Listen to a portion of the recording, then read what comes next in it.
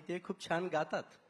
तर असं एखादं गाणं आहे का की तुमच्या लाईफमध्ये प्रेशर टाकून मॅमने तुमच्याकडनं लिहून घेतलंय किंवा तुम्ही स्वतःहून त्यांना डेडिकेट केलेलं आहे, असं कुठलं गाणं?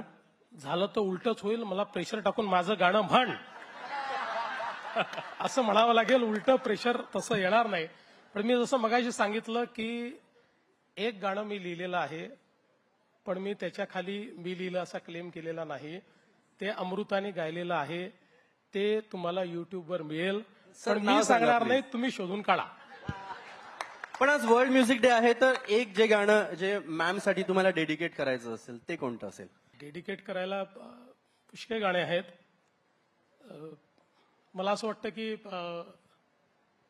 म्हणजे जेव्हा आम्ही भेटलो, आमचं काही लव्ह मॅरेज वगैरे नाही, आमचं अरेंज मॅरेजच आहे. पण मला असं वाटतं की 90sची जी गाणी आहेत ती गाणी मला, कारण आम्ही 90s वाले आहोत, कॉलेजमध्ये 90s मध्ये होतो, त्याच्यामुळे ती सगळी गाणी मला फार आवडतात. आणि विशेषतः राहो मैं उनसे मुलाकात हो गई, जिससे डरते थे वही बात हो गई, हे गाणं मला फार आवडतं. अनेक चांगली गाणी आहेत, कुठलीही डेडिकेट करू शकतो असं काही नाही.